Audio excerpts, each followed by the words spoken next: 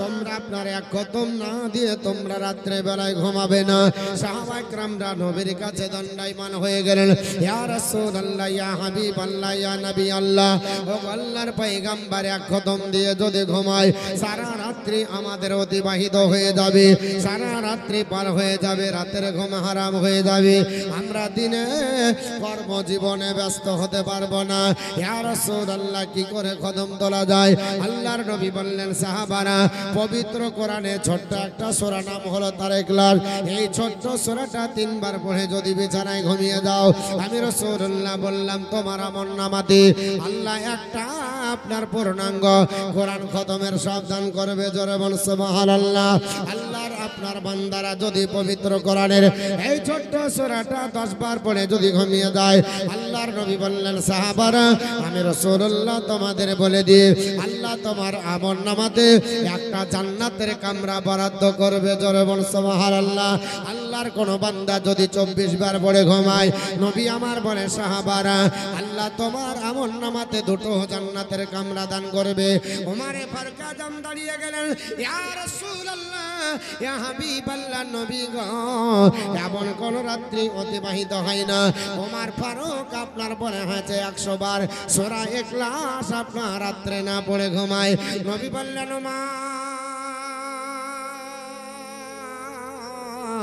আমি রাসূলুল্লাহ তোমাকে জানিয়ে দিই, আল্লাহ কিয়ামতের দিনে হিসাবের পরে আল্লাহ তোমার আমলনামাতে 10টি জান্নাতের কামরা বরাদ্দ করবে। কিন্তু কপাল পোড়া কপালে ভালো জিনিস সহ্য হয়।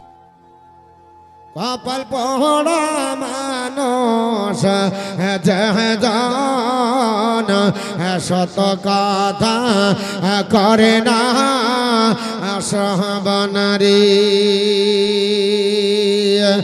যত দিন তার হয় না মারণ, নিজেকে জানে ভালো, গরহমত মেলায়েত হলে মায়ামিনার কোলে, গরহমত মেলা বসাব পরে আশির যারে নবী উম্মত বলি কাঁদিল, গরহমত মেলা। আমার মুসলমান বলার উদ্দেশ্য হলো, আমি যেটা আপনাদেরকে বোঝাতে চাইছিলাম, আল্লাহর কোরআন পড়েন, কোরআন আপনার স্টাডি করেন। আমার নবী বলেছে, সাহাবারা, মান কারাআল কুরআনা ওয়া আমিলা বিমা ফিহি উলবিসা ওয়ালিদাহু তাজান ইয়াউমাল কিয়ামাতি তাওহু আহসানু মিন দাওইশা। আল্লাহর নবী বললেন, যে কোরআন পড়ে আর ওর উপর আমল করবে, আল্লাহ পাক ওই ব্যক্তির পিতামাতার মাথার উপরে হাসরের ময়দানে একটা নূরের টুপি পরাবে, যে টুপির জ্যোতিটা এত সুন্দর হবে, যে টুপির জ্যোতিটা এত আলোকিত হবে, যার জ্যোতি সূর্যের জ্যোতি অপেক্ষা বেশি উজ্জ্বল হবে। জোরে বল সুবহানাল্লাহ। বর্তমান যুগে আল্লাহর কোরআন স্টাডি হয় না, আল্লাহর কোরআন স্টাডি শুধু মরার বাড়িতে হয়। মরলে আপনার দুঃখ খতম তুলে দাও, ঠিকা মেরে দাও, আর বাড়িতে প্রত্যেক দিন আপনার বলা হয় না। মুসলমান এটার নাম আপনার কোরআন পড়া নয়, কোরআন পড়ার নাম হলো কোরআনকে বাড়িতে প্রতিদিন স্টাডি করেন, দিয়ে আপনার কোরআন বুঝেন কি বলতে চাইছেন আমার আল্লাহ। এটা আপনার বাড়িতে আমার বাড়িতে কোরআন থাকার দরকার আছে না নাই? যদি আপনার বলা হয়েছে থাকে, আর কোরআন যদি আপনি স্টাডি করেন, তাহলে আপনার কোনো সমস্যার সমাধান আপনার চাওয়ার জন্য আর আপনার বলা হয়েছে দৌড়ে বেড়াতে হবে না। আল্লাহর কোরআন বলছে, আমি any problem I will be solve, সব সমস্যার সমাধান আমি আল্লাহর কোরআন দেব। ও আল্লাহর বান্দা বান্দিরা, আমার কাছে চলে আসো, আমি আল্লাহর কোরআন কোনদিন কাউকে আপনার ফিরিয়ে দিইনি। আপনার যদি বুঝতে অসুবিধা হয়, তাফসীর ঘাটতে হবে, আপনি তাফসীর ঘাটলে উত্তর পেয়ে যাবেন।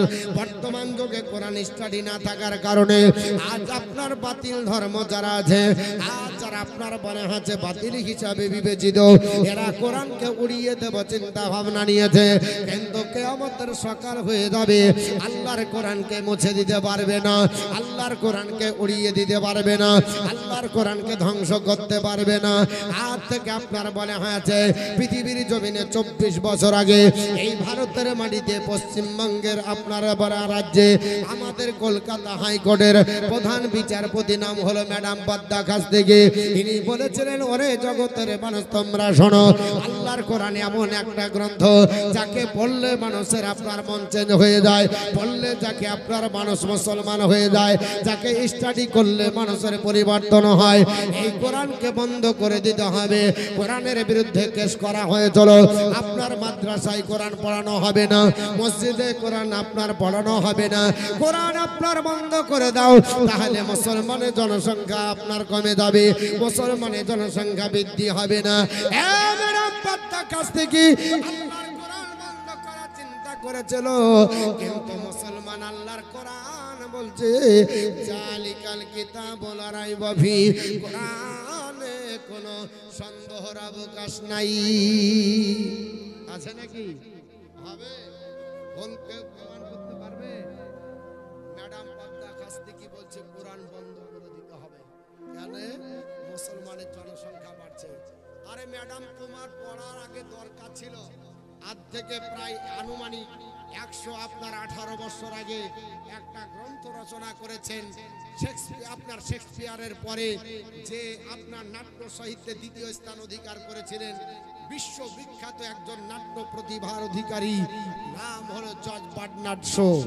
আপনারা সবাই জানেন খ্রিস্টান ধর্মাবলম্বী, ইংরেজি সাহিত্যে যিনি নাট্য প্রতিভায় সেকেন্ড পজিশন আপনার দখল করেছিলেন রানী ভিক্টোরিয়ার যুগে, যার আপনার বলে হচ্ছে নামে চর্চা ছিল। শেক্সপিয়ারের পরে যাকে স্থান দেওয়া হয়েছিল জর্জ বার্নার্ড শো, তিনি একটা গ্রন্থ রচনা করেছিলেন 1905 সালে। গ্রন্থটার নাম দিলেন জেনুইন ইসলাম, ভলিউম নাম্বার 1, পৃষ্ঠা নাম্বার 69। তাতে বললেন, if any religion had the chance of ruling over England Europe within the next 100 years, it can only be Islam. তিনি বললেন আগামী 100 বছরের মধ্যে শুধু ইংল্যান্ডে নয়, গোটা ইউরোপ মহাদেশে যদি কোনো ধর্ম আধিপত্য বিস্তার করতে পারে, গোটা বিশ্বকে যদি মুষ্টির মধ্যে নিয়ে আসতে পারে, তাহলে সেখানে খ্রিস্টান ধর্মাবলম্বী হবে না, সেখানে চাড়াল আদিবাসী সাঁওতাল আপনার বৌদ্ধ আর খ্রিস্টান হবে না, সেখানে কোনো হিন্দু জৈন আপনার হবে না, সেখানে হবে এক আপনার মাত্র ইট ক্যান অনলি বি ইসলাম, একমাত্র ইসলাম। জোরে বলুন সুবহানাল্লাহ। বিশ্বটাকে আপনার জয় করবে মুসলমান, গোটা বিশ্বের মাটিতে ইসলামী পতাকা উত্তোলন হবে।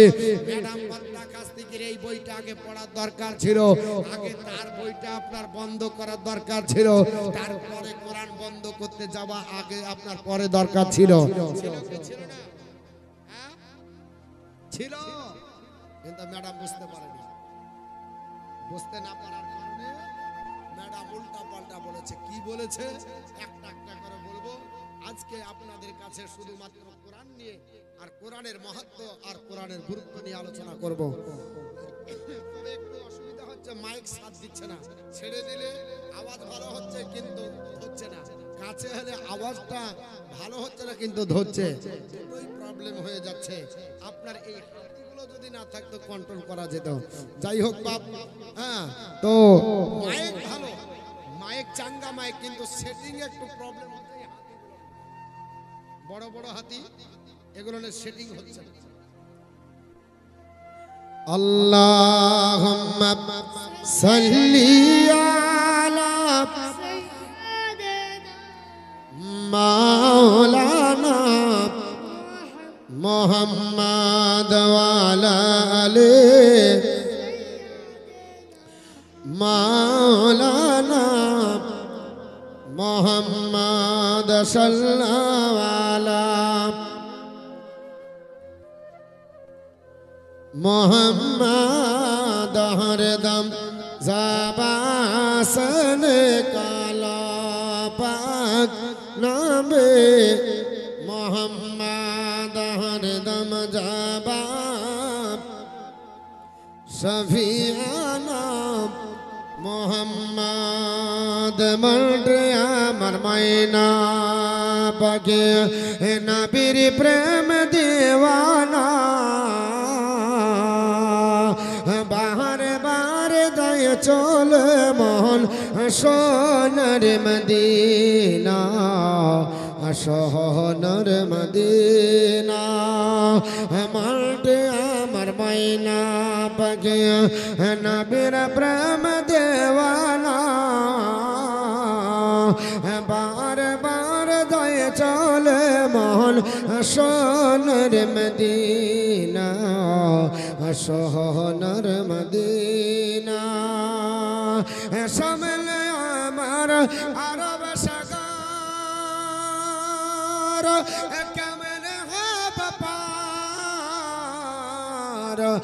পাখির মাতন কয় আমার ডানার পর ভার পাখির মাতন কয় আমার ডানার পর ভার তাই তো ভাবি আরে মান তাই তো ভাবি আরে মান যেতে কি আর পারব না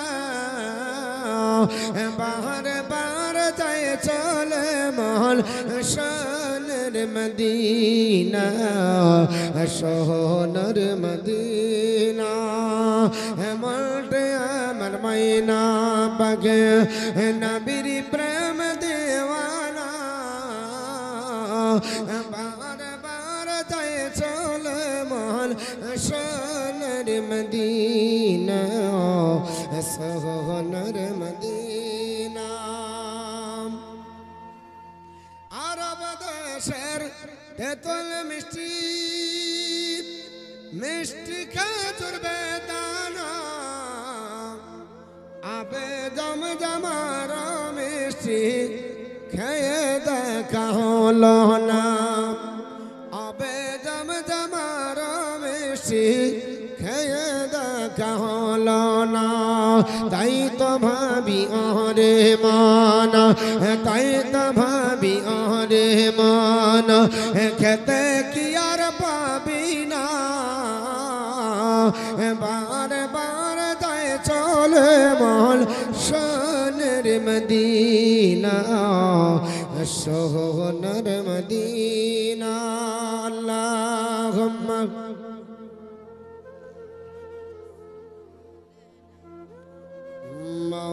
مولانا محمد وعلى آل سيدنا مولانا محمد صلى الله عليه وسلم ম্যাডাম পদ্মা কাছ থেকে বললেন কোরআন বন্ধ করে দিতে হবে কোরআন স্টাডি হবে না কোরআন পড়া যাবে না কোরআন বন্ধ করে দিতে হবে চেষ্টা হাতে নিয়েছিলেন আল্লাহর কোরআন বন্ধ করব বলে কিন্তু মুসলমানরা আপনার চুপচাপ ছিলেন কোরআন বন্ধ হয়ে যাবে কঠিন ব্যাপার আজ থেকে 24 বছর আগের ইতিহাসটা কোথায় পাবেন বাংলা সাহিত্যের ইতিহাস লেখকের নাম আপনার বলে আছে ডক্টর অসিত কুমার বন্দ্যোপাধ্যায় ক্যালকাটা ইউনিভার্সিটির স্বীকৃতি প্রাপ্ত বাংলা সাহিত্যের ইতিহাস কলকাতার আপনার ক্যালকাটা ইউনিভার্সিটিতে পড়ানো হয় যদি আপনার বাংলা ডিপার্টমেন্টে পড়েন একটু পড়ে নেবেন এমএ ক্লাসে পড়ানো হয় ম্যাডাম তিনি বললেন আমি কোরআন বন্ধ করে দেব কোরআন আর আপনার পড়ানো যাবে না সেই সময়তে মুসলমানকে জবাবদিহি করার জন্য কলকাতার হাইকোর্টে যেতে হয়নি সেই দিন দাঁড়িয়েছিলেন আপনার বলা হয়েছে হিন্দু ধর্মাবলম্বী নাম হলো আপনার ডক্টর অসিত কুমার বন্দ্যোপাধ্যায় ম্যাডামকে ডাক দিয়ে বলেছিলেন ম্যাডাম আপনার কি মাথার স্ক্রু ঢিল হয়েছে নাকি কোরআন বন্ধ করবেন কি করে মাথায় রুই পোকা ঘুন পোকা লেগেছে ম্যাডাম বলেছিল না কোরআন বন্ধ করে দিতে হবে কোরআন যত পড়ে মুসলমানের জনসংখ্যা তত বেড়ে যায় অতএব মুসলমানকে যদি নিরীহ করতে হয় নিশ্চিত করতে হয় তাহলে কোরআনের আপনার বলে হাতে স্টাডি বন্ধ করতে হবে ম্যাডাম পদ্মা খাস্তিকিকে বলেছিলেন ম্যাডাম পৃথিবীর আর গ্রন্থ আপনার বন্ধ করা সম্ভব হতে পারে পৃথিবীর অন্য গ্রন্থগুলা পৃথিবী থেকে আপনার মুছে দেওয়া সম্ভব হতে পারে কিন্তু আল্লাহর কোরআন মুছে দেওয়া সম্ভব হবে না আল্লাহর কোরআনকে আপনার ডিলিট করা সম্ভব হবে না ম্যাডাম বলেছিলেন কেন হবে না বলে যদি তাই প্রমাণ করতে হয় তাহলে বাজার থেকে 300 টাকা দিয়ে কোরআন নিয়ে আসেন ম্যাডাম বলল ঠিক আছে তাই হবে আপনার দেখা যায় ম্যাডাম পদ্মা কাছ থেকে 300 টাকায় বাজারে খোলা কোরআন পাওয়া যায়, একটু নিয়ে আসেন। এই কোরআনটাকে বস্তার মধ্যে ভরে দেন, রামায়ণ বস্তার মধ্যে ভরেন, গীতা বস্তার মধ্যে ভরেন, ত্রিপিটক জিন্দাবস্তা গ্রন্থ সাহেব বস্তার মধ্যে ভরে দেন। বলে ম্যাডাম আপনি বস্তার মধ্যে ভরে মুখ বাঁধেন, হাওড়া ব্রিজে ফেলে দেন, জলাশয়ে নিমজ্জিত হয়ে যাবে, আপনার 1 বছর হয়ে যাবে, আপনার গ্রন্থগুলো পচে গলে আপনার হারিয়ে যাবে। 1 বছর পরে আপনাকে দিব রামায়ণ তৈরি করতে হবে, বাল্মীকির রচনা করা রামায়ণ আপনি তৈরি করে দেখান। ম্যাডাম দাঁতে কলম ধরে বলছিল ওটা সম্ভব হবে না। বলে ম্যাডাম কেন হবে না? বলে রামায়ণের হাফেজ খুঁজে পাওয়া যাবে না। ম্যাডাম পদ্মা কিস্তি 2 বছর সময় দেব, পৃথিবীর জমিনে বহুল প্রচলিত একটা গ্রন্থ, নাম হলো তার আপনার বলা হচ্ছে মহাভারত। বাড়িতে বাড়িতে তেলাওয়াত না করলে বাড়ি অপবিত্র থেকে যায়। এই মহাভারতটা একবার রচনা করে দেখাতে হবে। ম্যাডাম আপনার মাথা হিলিয়ে বলে চলে এটাও হবে না, কারণ এরও আপনার হাফেজ জমিনের উপরে খুঁজে পাওয়া যাবে না। ম্যাডাম 3 বছর সময় দেব, একটা গ্রন্থ হিন্দু ধর্মের আপনার বলা হচ্ছে খুবই পবিত্র গ্রন্থ মনে করি, যাদের বাড়িতে নাই তারা মনে করে আমাদের বাড়ি পবিত্র নয়। এটার নাম হলো আপনার বলা হচ্ছে গীতা। এই গীতা যদি না থাকে বাড়িও পবিত্র থেকে যাবে। এই ম্যাডাম পদ্মা কাছ থেকে 3 বছরের মধ্যে একটা গীতা রচনা করে দেখাতে হবে। ম্যাডাম বলেছিল ওটাও সম্ভব হবে না, তাহলে 4 বছর সময় দেব, 4টা বেদ তৈরি করেন। ম্যাডাম বলেছিল তারও হাফেজ পাওয়া যাবে না এই পৃথিবীর জমিনে। ম্যাডামকে বলা হলো 5 বছর সময় দেব। হিন্দু শাস্ত্রের প্রাচীন গ্রন্থ নাম হলো তার আপনার পুরাণ, 18 খণ্ডে বিভক্ত, একটা করে তৈরি করে দেখাও সম্ভব হবে না, কারণ এরও হাফেজ পৃথিবীতে পাওয়া যাবে না। 6 বছর সময় দেব, জিন্দাবস্তা তৈরি করো। বলে এরও হাফেজ পৃথিবী জুড়ে পাওয়া যাবে না। 7 বছর সময় দেব, গ্রন্থ সাহেব তৈরি করো। ম্যাডাম বলল তারও হাফেজ পাওয়া যাবে না। 8 বছর সময় দেব, আপনার বলা হয় যে জিন্দাবস্তা তৈরি কর, ত্রিপিটক তৈরি করে দেখাও। ম্যাডাম বলল তাও সম্ভব হবে না। ম্যাডাম পদ্মা কাছ থেকে 1 থেকে 8 বছরের মধ্যে যদি পৃথিবীর জমিনে তথাকথিত ধর্মীয় গ্রন্থগুলো আপনার রচনা করা সম্ভব যদি না হয়, তাহলে 8 বছরের দরকার আপনার হবে না, 8 মাসের প্রয়োজন হবে না, 8 দিনের দরকার নাই। ম্যাডাম পদ্মা কাছ থেকে মাত্র 8 ঘন্টা সময় দেন একজন হাফেজ কোরআনকে। আল্লাহর আপনার বান্দা মুসলমানের ঘরের আপনার ছেলে একটা আপনার জায়গায় বসে 8 ঘন্টা যদি সময় দেওয়া হয়, আল্লাহর পবিত্র কোরআন আপনার পরে হয় যে সূরা আপনার ফাতিহার আলিফ লাম থেকে শুরু করবে সূরা নাসের সিন পর্যন্ত এক জায়গায় দাঁড়িয়ে আল্লাহর টোটাল রেকর্ডিং করা কোরআন হাফেজে কোরআন শুনিয়ে দিতে পারি। ম্যাডাম পদ্মা কাছ থেকে জবান বন্ধ হয়েছে। ম্যাডাম বলে চলে, তাই বলে হ্যাঁ, এরকম শুধু একটা গ্রামে হাফেজ আছে তাই নাই, গোটা বিশ্বের মাটিতে কোটি কোটি হাফেজ আছে। কারণ আপনার হাফেজের সিনাতে আল্লাহ কোরআনকে এমন করে সংরক্ষণ করে দিয়েছে, আর জীবনে ডিলেট হবে না। ম্যাডাম তুমি জানো না আল্লাহ বলেছেন নাহানু নাযালনা যিকরা ওয়া ইন্না লাহু লাহাফিজুন। আমি আল্লাহ কোরআন অবতীর্ণ করেছি, সংরক্ষণ করার দায়িত্ব আমার। জোরে বল সুবহানাল্লাহ। ম্যাডাম পদ্মা কাছ থেকে জবান বন্ধ করে কলম দাঁতে ভরে বলেছিল 8 ঘন্টার মধ্যে যে গ্রন্থ রচনা করতে পারে ওই গ্রন্থের বিরুদ্ধে আর মামলা নিব না। দাঁতে ধরার পর কেসটাকে উইথড্র করতে বাধ্য হয়েছে। জোরে বল সুবহানাল্লাহ। আল্লাহর কোরআন ডিলিট করতে পারেনি। আপনি কত দেখবেন এরকম কত মুসলমানের বিরুদ্ধে, নবীর বিরুদ্ধে আর ইসলামের বিরুদ্ধে স্লোগান দিয়েছে। আজ থেকে আপনার কিছুদিন আগে আপনারা শুনেছেন কোরআনের বিরুদ্ধে স্লোগান দিয়েছিল লোকটার নাম আপনার সালমান রুশদি। মুসলমানের ঘরের ছেলে বাবা বলেছিল দা স্যাটানিক ভার্সেস। আল্লাহর কোরআন তেমনই আছে, আপনার সালমান রুশদি অস্তিত্ব হারিয়েছে।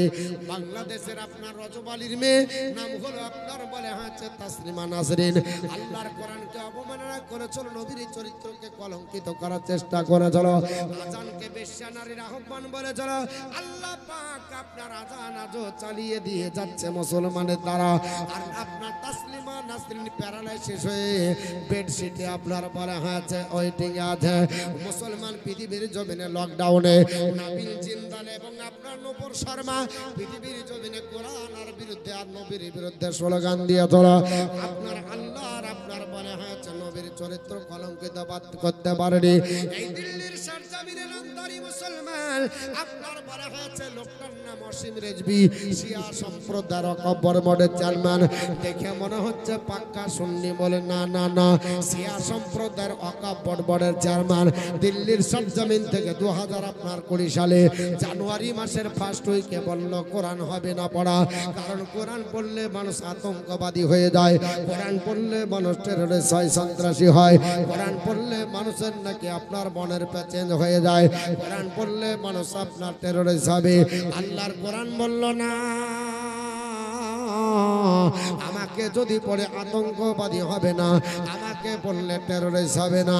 আল্লাহর কোরআন উঠান, সূরাটির নাম সূরা ইউনূস, আয়াত নাম্বার 57। মহান আল্লাহ পাক বলে, ইয়া আইয়ুহান নাস কাদ আজা ইয়া আইয়ুহান নাস কাদ আকা ইয়া আইয়ুহান নাস কাদ জাআতকুম মাউইজাতুম মির রাব্বিকুম ওয়া শিফাউল লিমা ফিস সুদূর। আল্লাহ পাক বলে, হে মানুষ, নিশ্চয় আমি আল্লাহর তরফ থেকে তোমাদের কাছে এসে গেছে একটা আপনার বলা হয়েছে, একটা আপনার বলা হয়েছে কিতাব, একটা নসিহত, একটা আপনার বলা হয়েছে নসিহত এসেছে। এই নসিহতটা অন্য কোন নসিহত না, এই নসিহতটা হলো আল্লাহর পবিত্র কোরআন। জোরে বল সুবহানাল্লাহ। এটা হলো আল্লাহর কোরআন, ওয়াসিফাউল লিমা ফিস সুদূর। আর এই নসিহত অনুযায়ী চললে হৃদয় রোগের আরোগ্য হবে। জোরে বল সুবহানাল্লাহ। আল্লাহর কোরআন বলছে ওয়াসিফাউল লিমা ফিস সুদূর, হৃদয় রোগের আরোগ্য হলো কোরআন। আর এই বুঝতে না পারার কারণে বলছে কোরআন পড়ে মানুষ আতঙ্কবাদী হয়, সন্ত্রাসী হয়। আচ্ছা ভাই, একটু আমি দূরে থেকে বলি, আওয়াজটা বাড়ান তো, আর বেশটা বাড়ান দেখি। ওই মাইক দেখাচ্ছে, ওকে ডাকেন, একটু উপরে আসেন, কারণ এই মাইকে বক্তৃতা করা খুবই টাফ হয়ে যাচ্ছে। আসেন ভাই, একটু আপনি আসেন দেখি।